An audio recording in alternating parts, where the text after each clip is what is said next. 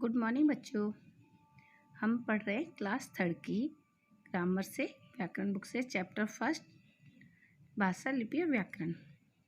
ये चैप्टर हम पुनः पढ़ रहे हैं, पहले भी हो चुका है। चलिए, भाषा। माना जाता है कि मनुष्य को पहले बोलना नहीं आता था। वह अपनी बात दूसरों को इशारे से समझाता था, लेकिन इशारे के द्वारा वह अपनी सभी बातों को नहीं समझा पाया।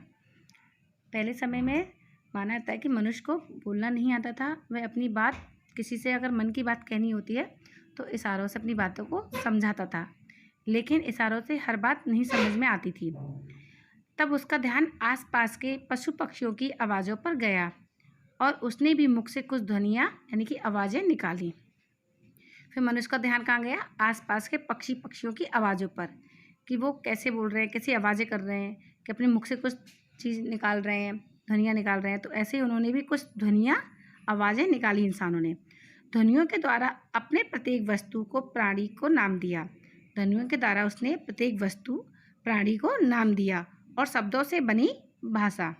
भाषा के द्वारा ही अपनी बात हम दूसरों तक पहुंचाते हैं और दूसरों की बात को समझते हैं। भाषा के द्वारा ही अपने मन के विचार और अपनी बातों को हम दूसरों से कहते हैं और दूसरों को समझाते हैं और दूसरों की बातों को सुनते हैं और समझते हैं। देखिए, इसमें तुम कहाँ जा रही हो, वो पूछ रहा है उससे। तो वो लड़की कह रही है मैं बाजार जा रही हूँ। तो उसने क्वेश्चन किया है, प्रश्न पूछा, उसने आंसर दिया है। ठीक है, तो ये अपनी मन की बात उसने पूछी और उसने बात को सुन करके उसका आंसर दिया। इधर देखिए, मम्मी मेरे हाथ में चोट लग गई है। बच्ची बोल रही है मम्मी मेरे हाथ में चोट लग गई है। तो माँ कह रही है चलो डॉक्टर के पास चलते हैं। तो ये क्या है, उसने जो उसके साथ हुआ, जब मन की जो बात थी उसने बोला, उन्होंने सुना और उसका आंसर दिया। आपने देखा कि सभी अपने अपने विचारों को बोलकर प्रकट कर रहे हैं और अन्य उसके सुन करके समझ रहे हैं। यानी कि कोई बोल रहा है तो हम सुन करके समझते हैं और जवाब देते हैं। यही भाषा है। भाषा वह साधन है जिसके द्वारा हम अपने मन के विचार दूसरों तक पहुंचाते हैं और दूसरों के विचारों को समझते हैं। यानी भाषा वह साधन है जिसके द्वारा हम अपने मन के विचारों को, अपने मन के भावों को दूसरों तक पहुंचाते हैं और दूसरे हमारे मन के विचारों को सुनते हैं और समझते हैं, फिर उसका जवाब देते हैं। पशु पक्षी भी अपनी बोली में एक दूसरे से बातें करते हैं, परंतु जानवरों के मुख से निकली ध्वनियों का अर्थ हम नहीं समझ पाते, इसलिए वे हमारे लिए केवल ध्वनियाँ हैं, यानी आवाज़ें हैं।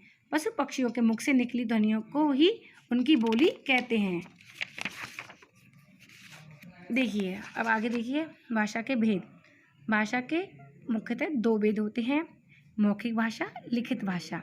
भाषा के मुख्य कितने भेद होते हैं? दो, मौखिक भाषा और लिखित भाषा।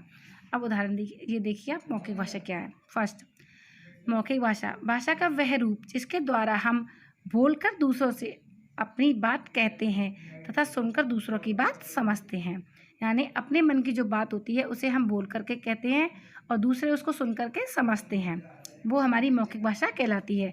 जैसे बातचीत करना, कहानी कहना, कहानी सुनना, भाषण देना, रेडियो सुनना, टीवी देखना आदि, ये क्या है?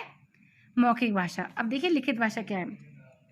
भाषा का वह रूप जिसके द्वारा हम लिखकर दूसरों से अपनी बात कहते हैं तथा पढ़कर दूसरे बात को समझते हैं। यानी हमें अपनी कोई बात पहुंचानी है तो हम उसे लिख करके दूसरों को पहुंचाएंगे और दूसरे उसे पढ़ करके समझेंगे, उसे हम लिखित भाषा कहते हैं। लिखित भाषा में उदाहरण देखिए, जैसे निबंध लिखना, पुस्तक पढ़ना, कहानी लिखना, समाचार पत्र पढ़ना, किताब पढ़ना, ये सब क्या है? लिखित भाषा है। यानी लिखे हुए को हम पढ़ते हैं और उसे पढ़ करके समझते हैं, वो क्या है? लिखित भाषा। ठीक है। अब देखिए इसमें विशेष, कई बार बात कहने के लिए चित्र व संकेतों की सहायता ली जाती है। कई बार क्या होता है, जो संकेतों यानी इशारों के द्वारा भी हम बात करते हैं, उसे हम सांकेतिक भाषा कहते हैं। जैसे सड़क पर यातायात के चिन्ह भाषा का ही एक रूप है। कुछ चिन्ह बने होते हैं तो वो भी भाषा का ही रूप है। कक्षा में जिस बच्चे को किसी प्रश्न का उत्तर पता होता है तो वह हाथ उठाता है और हम उसे देखते हैं, तो वो क्या है? सांकेतिक भाषा ही है। गूंगे, बहरे, यातायात, सिपाही, एम्पायर आदि संकेतों से ही काम चलाते हैं। आपने देखा क्रिकेट होता है तो एम्पायर हाथ करता है तो हम क्या देखते हैं? आउट हुआ, नहीं हुआ, 4 रन क्या है, 6 रन, ये सब क्या है? हम देख के तो समझते हैं, वो इशारों से समझाता है और हम उसे देख करके समझते हैं, तो वो भी उसका सांकेतिक भाषा का रूप है। इसे हम क्या कहते हैं? सांकेतिक भाषा कहते हैं। ठीक है, आज के लिए आपके लिए इतना ही। आगे के लिए देखते रहिए हमारी वीडियो, और वीडियो देखने के लिए धन्यवाद।